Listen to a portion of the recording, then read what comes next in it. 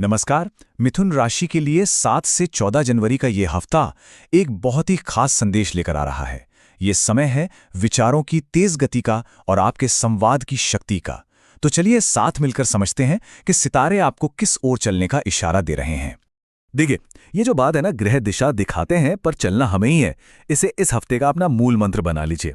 समझिए, ग्रह आपको रास्ते दिखाएंगे, हाँ, नई संभावनाएं भी खोलेंगे, पर उस रास्ते पर कदम बढ़ाना वो तो पूरी तरह से आपकी अपनी चेतना और विवेक पर है। असल में ये हफ्ता आपको आपकी ही इच्छा शक्ति की याद दिलाने आया है। तो इस हफ्ते की जो मुख्य ऊर्जा है वो है संवाद और स्फूर्ति की। और ये ऊर्जा आ कहाँ से रही है? आपके अपने स्वामी ग्रह बुध से। जरा सोच कर देखिए, जैसे आपका मन एक सुपरफास्ट ट्रेन की तरह दौड़ रहा है और रास्ते में नए नए विचार, नए नए समाधान पैदा कर रहा है। कह सकते हैं कि ये एक तरह का बौद्धिक जागरण का समय है। अब ये जो तेज मानसिक ऊर्जा है ना, ये एक बहुत ही शक्तिशाली औजार की तरह है। अगर आप इसे सही दिशा देते हैं तो ये आपको रचनात्मकता और समाधानों की नई ऊंचाइयों पर ले जा सकती है।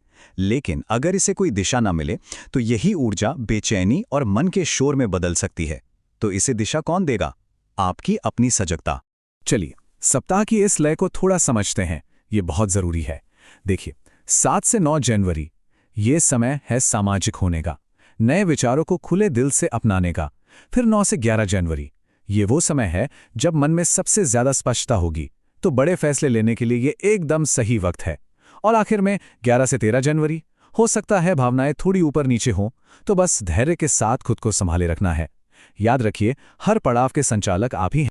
अच्छा, अब देखते हैं कि ये ऊर्जा आपके परिवार और संतुलन पर कैसे असर डालती है, क्योंकि इस हफ्ते संवाद की यही तेज लहरें आपके घर के दरवाजे पर भी दस्तक देने वाली है।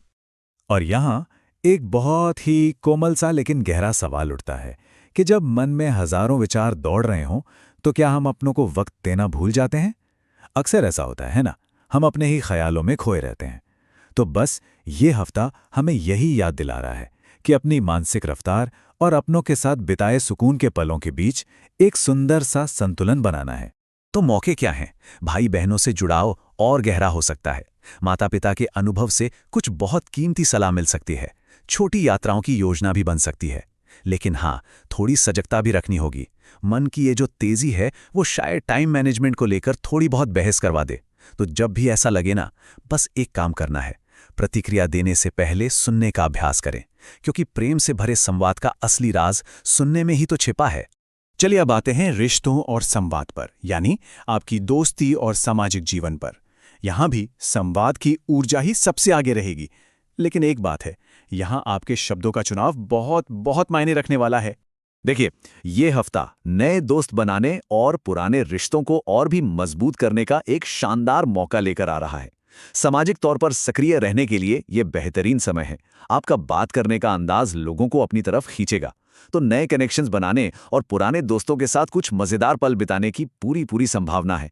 इस ऊर्जा का मजा लीजिए। लेकिन एक सवाल ये भी है कि जरूरत से ज्यादा संवाद से कभी-कभी गलतफहमी भी तो हो जाती है।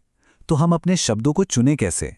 देखिए, बहुत ज्यादा बोलना और मतलब का बोलना, इन दोनों के बीच एक बहुत बारीक सी लकीर होती है। ये हफ्ता आपको यही समझने का मौका दे रहा है कि आपके शब्दों में कितना वजन है। बस बोलने से पहले एक पल का ठहराओ, यही आपके संवाद को ताकत देगा और रिश्तों को गलतफहमियों से बचाएगा। ठीक है, अब आगे बढ़ते हैं आपके कामकाज यानी कार्यक्षेत्र की तरफ। यहाँ पर भी विचारों की यही रफ्तार आपको सफलता दिला सकते हैं, पर एक शर्त है, आपको अपना ध्यान बनाए रखना होगा। होगा क्या कि आपके मन में नए नए प्रोजेक्ट्स के विचारों की जैसे बाढ़ सी आ जाएगी। नेटवर्किंग के भी नए दरवाजे खुलेंगे। लेकिन सफलता का असली मंत्र इन विचारों को एक्शन में बदलने में है। तो इस हफ्ते आपको बस इतना करना है कि अपनी सारी ऊर्जा को सबसे जरूरी काम पर लगाना है और इधर उधर के भटकाव से बचना है। और हाँ, इन तारीखों पर खास ध्यान दीजिएगा।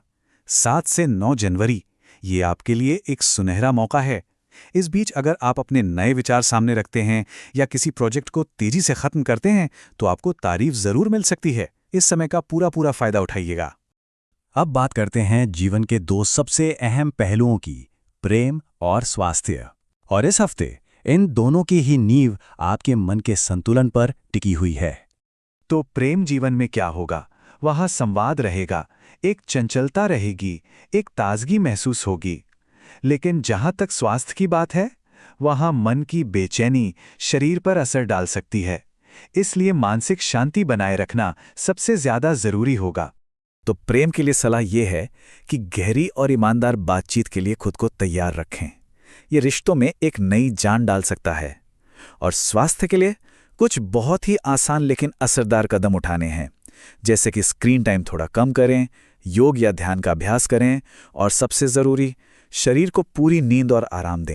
और आखिर में चलिए कुछ सरल अभ्यासों पर नजर डालते हैं जो इस हफ्ते की ऊर्जा को सही दिशा देने में आपकी मदद करेंगे। इन्हें उपाय की तरह नहीं, बल्कि अपनी चेतना को एक जगह पर केंद्रित करने का जरिया समझे। तो पहला क्या है? बुधवार को ओम बुधाय नमः का 21 बार जाप करें, और इसे इस इरादे से करें कि आपके संवाद में और भी स्पष्टता और सच्चाई आए। दूसरा, रोजाना तुलसी की चाय पिएं। ये मन की चंचलता को शांत करने और आपको वर्तमान में वापस लाने में मदद करेगी। और तीसरा, अपने पास कोई पन्ना या हरा पत्थर रखें। ये सिर्फ एक पत्थर नहीं, बल्कि सकारात्मक ऊर्जा को अपनी ओर खींचने का एक प्रतीक है। तो देखिए, ये हफ्ता आपको गति, स्पष्टता और संवाद, ये तीनों चीजें एक तोहफे के रूप में दे रहा है। अब असली सवाल ये है कि इस कमाल की ऊर्जा का इस्तेमाल आप अपने सबसे बड़े लक्ष्य को पाने के लिए कैसे करेंगे।